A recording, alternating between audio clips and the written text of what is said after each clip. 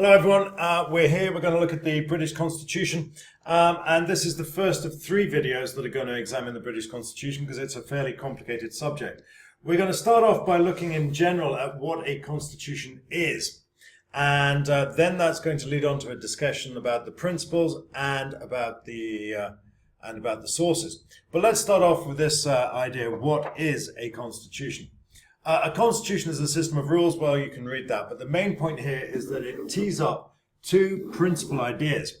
We're looking at both the structure of the state and the principles by which it operates. And so this leads into an answer that has 2 points.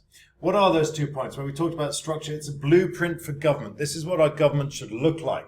This is how the offices of the state should be organized, and this is how the power of the officers should be distributed. So this is a structural thing. The state looks like this. Of course, we've got our legislative, executive, and our judiciary, and this one can do that, and this one can do something else, etc., etc., etc. So this is a structural document telling us how we are laying out the powers of our state. There's also a second sense, and this is the principles, the general ideas that are involved. And in this sense, we can say that it's a contract between the citizens and the state, between the governors and the governed. What should the citizen expect of the state? What should the state expect of the citizen? And of course, this is when we turn from our legal triangle to our constitutional pyramid. And so here at the back, we've got the citizen, and the contract essentially is between the citizen and the state. And the Constitution describes how all of these four ideas fit together. Okay, so that's that. Let's push on. And a few words in general about the British Constitution. Pause this and have a read of it. It is quite important. The general idea is that the Constitution is not a single moment in time. Indeed, it's an organic constitution. It's not like America, where in 1787, 89, they said, hey, this isn't working, let's come up with something else. Instead, our Constitution has evolved over history. We could argue that it probably started in about 1215 with the good old Magna Carta. And ever since then, we've been bodging and adding and subtracting to this huge, great organic thing that we've got today. It's still in a sense of flux. Whenever a law is changed, the Constitution changes. However, it's not infinitely flexible. Something needs to be fixed in stone. Some aspect of the Constitution needs to be inviolable so that we know where we stand relative to the state. If the relationship is entirely fluid, then we've got absolutely no idea where we stand relative to the state on a daily basis. So something needs to be fixed, and this is where the Constitution becomes a little bit complicated, because we now move into a discussion of the difference between the principles and the substance, or the sources, if you will. Now, the principles are held to have emerged through convention and common law. So, in other words, they have emerged from the mists of time.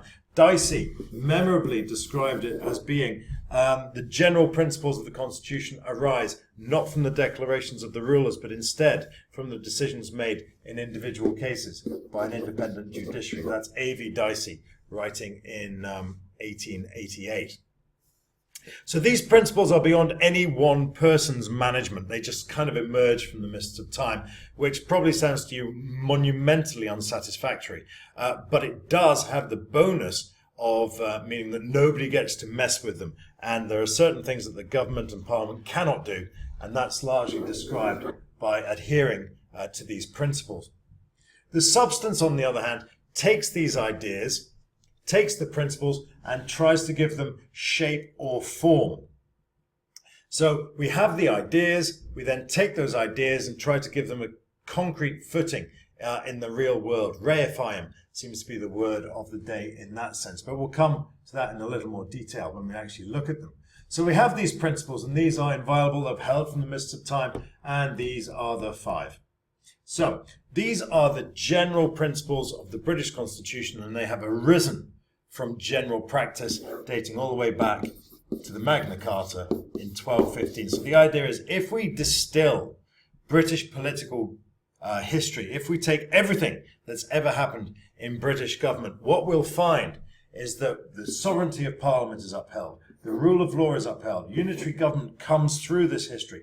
Parliamentary government is evident in this history, and the constitutional monarch is evident in this history, although, to be honest, that only really comes into being from 1688 and the Glorious Revolution, but you don't need to know about that.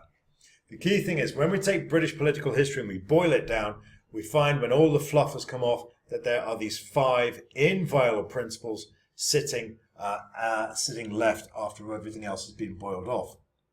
Now, how do those principles actually work? Well, we take those principles and we try to give them shape, form and substance through these 5 key ideas. So you can argue that these sources exist to reify, give shape and substance to the principles.